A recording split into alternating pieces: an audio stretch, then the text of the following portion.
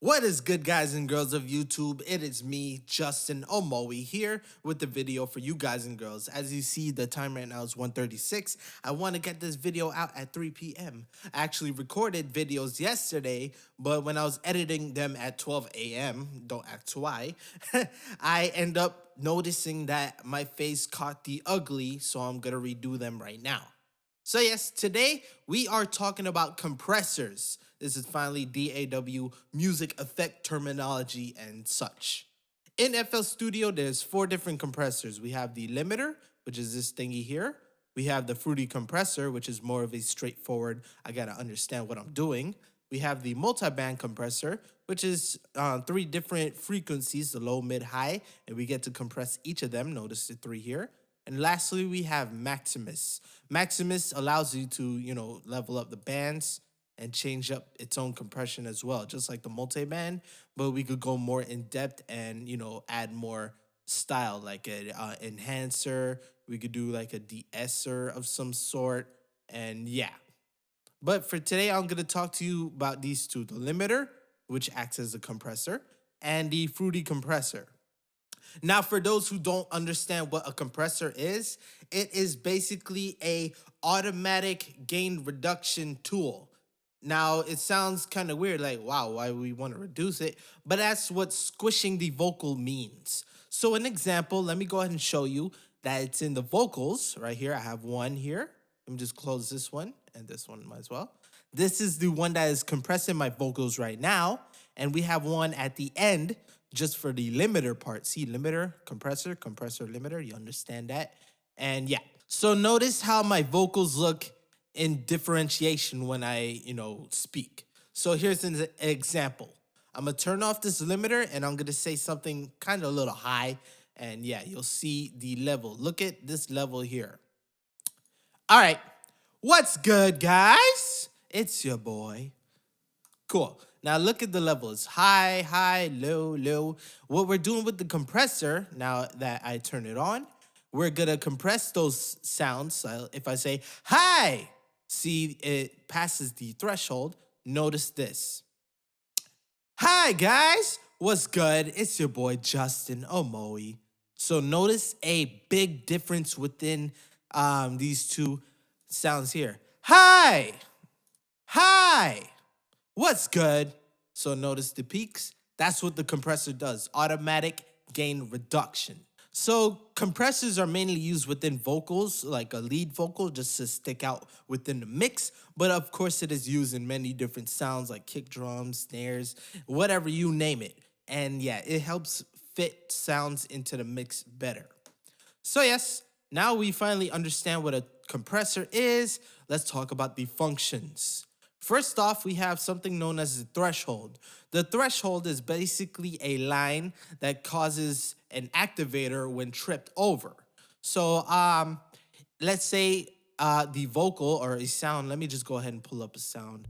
So I'm gonna pull out Mr. Kick here, and I'm gonna put it on 4, and I'm gonna put this in track 6 where the compressor is.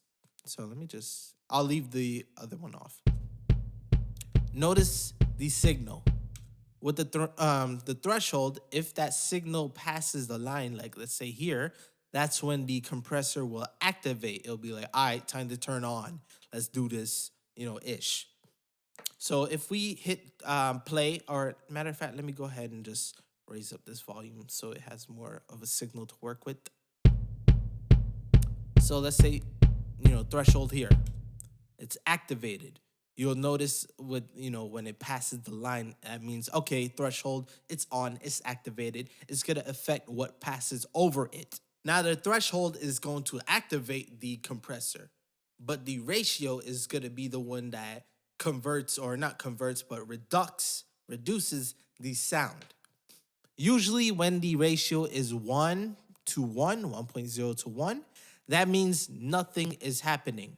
Basically saying when 1 decibel goes over the threshold, 1 decibel will come out. And if you know 1 equals 1, that means nothing is going to happen. So if we change our ratio, notice when I change this, the curve will change. Look over here at the top right under the word file if you don't know the increments. I'm going to put it to something like 3 or 4.5 to 1. So notice it says 4.5 to 1. What that means is for every 4.5 decibel that goes over the threshold, we're going to change that into 1 decibel in the end. So that means it's going to take what's over the threshold and push it down by 4 decibels. So if you notice right here, look at the line, it is definitely pushed down. Matter of fact, let me just put in another. All right, so I'm gonna just put another limiter at the end so you can see what is happening. So yeah, notice the compressor is pushing down the sound. So 4.5 and then put it back to 0.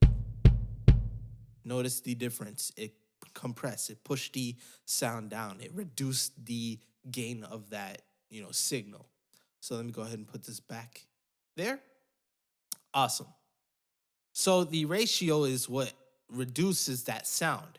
Now, why would we want to reduce the sound and compress in the first place? That's to be able to bring other sounds into the actual kick or make it, fit more within the mix. It is used to fit, basically. So if you want to see a distinct difference, we could go ahead and lower the threshold even more. I'm gonna hit play. And let me bring up the gain. So I'll bring this gain up. Notice that sound, right? Notice the sound. And if we turn that off, look at the bottom here as well. Notice that little boom, you hear more air, you hear more of the lower frequencies because we dropped these higher signals down and then we brought it back up with the gain knob. So this gain knob right here is, this gain knob here. I'll talk about that last.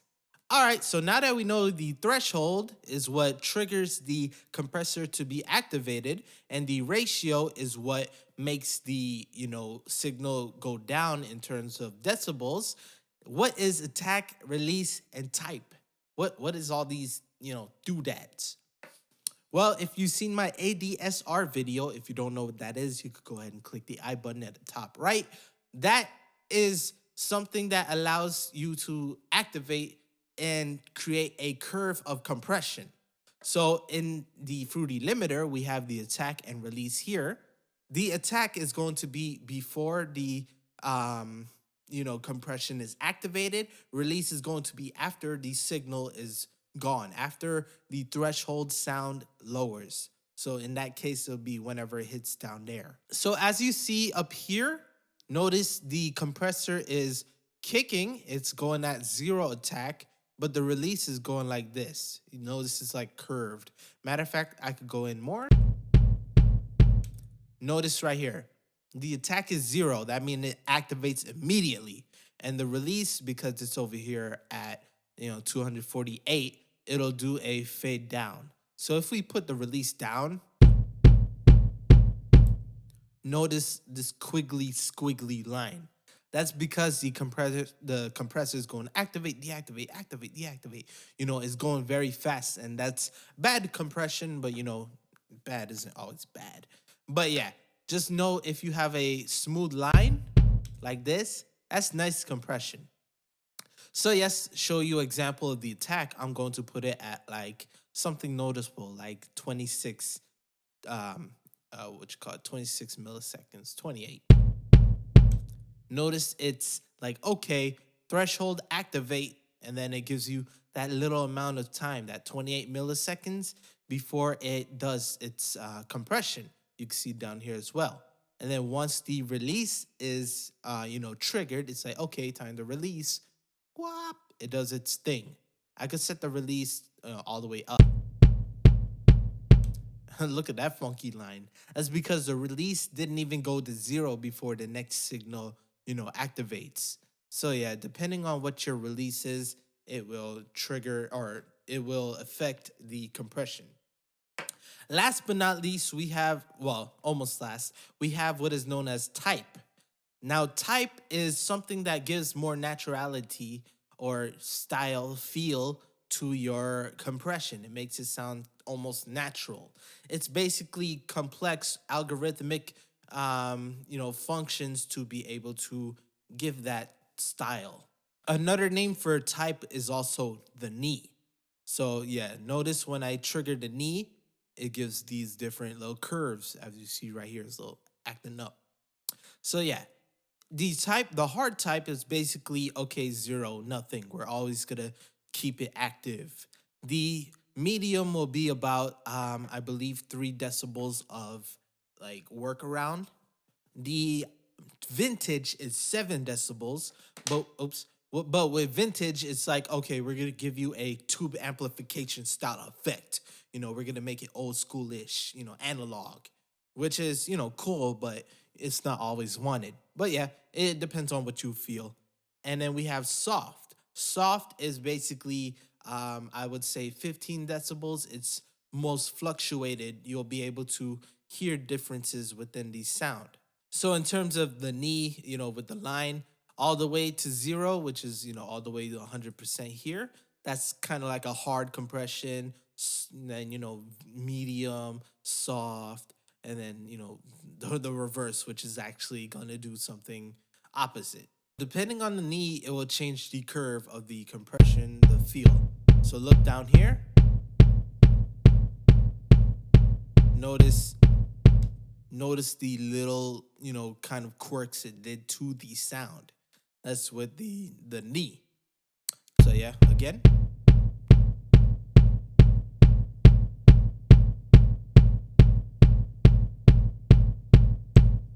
It might be hard to see if your eyesight's bad or whatever, but do notice that these are different. Hopefully you guys could see that these are different. I could see it. But yeah, that is what neat is. It gives more naturality to your sound, makes it, some type of way. Some type of way. Yep. And last but not least, we have the gain. Now, because we are, of course, doing the threshold, we activate ratio. Let's go ahead and downgrade, or not downgrade, but reduce the gain of this audio, reduce it. We're going to need to be able to bring back the gain up. So as you see here, let me go ahead and just, that's the compression without the gain. And this is the sound without the compression activated. So notice the compression is activated and it reduces that sound.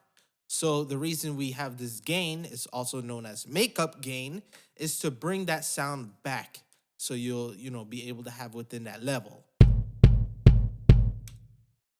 This is a good thing to have when it comes to compression, especially because when you work with lower sounds, it'll not be as easy to fluctuate with. But if you have something to bring the gain back up, you'll be more than happy or pleased to work with those signals. That is what compression does. It's used within every single sound, like I said, especially in the vocals, mainly speaking the lead vocals, to stick out within the song.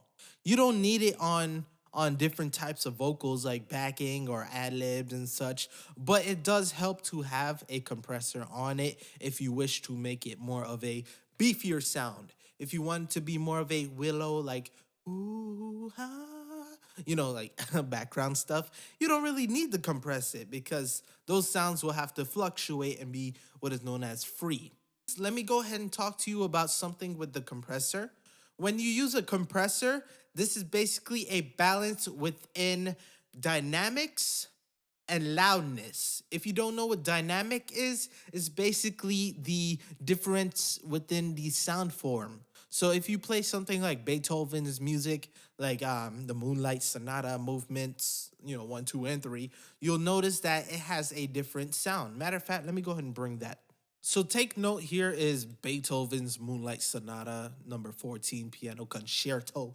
And yeah, so notice the dynamics is basically the difference between the lowest and the loudest. Notice that it goes fluctuates from as low as over here. Well, this is just after the second movement, but notice how low it goes and then it goes as high as all the way over here, mezzo forte. Well, maybe mezzo, yeah, mezzo forte over here.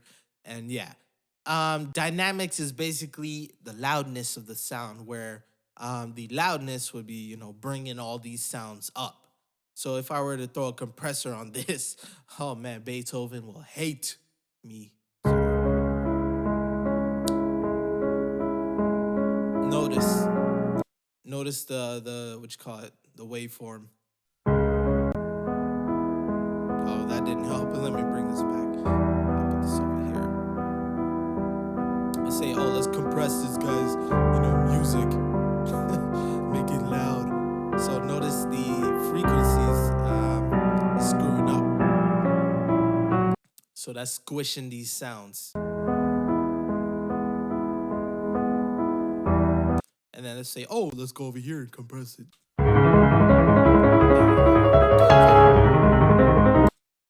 What this is doing is screwing up the whole song. Matter of fact, I'm gonna go ahead and export this right now or render it, and you'll see why I'm saying that. All right.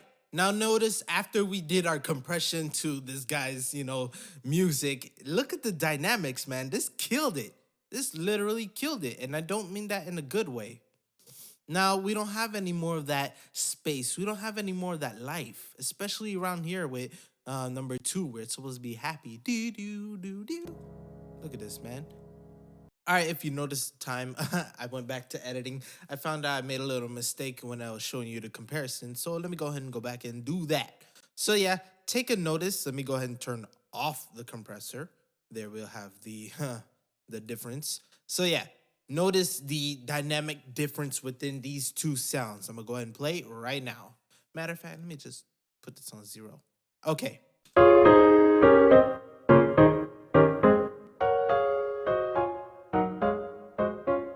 Notice the air, that reverb feel. I'm gonna compare it again. And with this, notice there's more like high crisp feeling within the uncompressed sound that gives it more dynamics, where the loudness, the compressing one, gives more, of course, loudness, more volume, but it kills that dynamic. It kills the air space. So yes, let me do it one more time and compare it.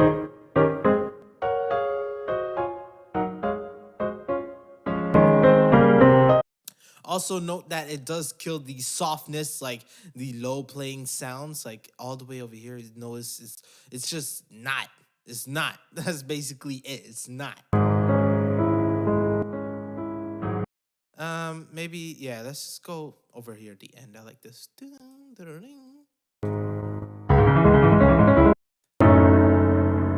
Notice how loud.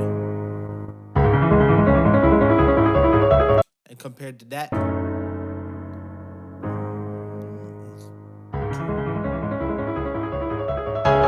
notice how it kills that softness. It's killing that life. It's killing the feel. So yes, let me just go ahead and wrap this up and get this done. Hopefully I could get it. I doubt I could get it by 3 p.m. now. But yes, thank you all for watching this video. Hopefully you guys and girls learn. If you do, hit the like button. It'll help me. It'll help you, help me, help everybody, because they'll be able to see this video as well. And yeah, subscribe if you want to stick around and watch more of the videos that I put out in the future. You'll get the notification on your phone. Be like, oh, dude, Notice Squad hashtag 2016, and just, comment that if you want. Yeah. So yes, thank you all for watching, listening. My name is Justin Omoi. And with that being said, peace out. I'm out of here. Out of this full shizzle nizzle.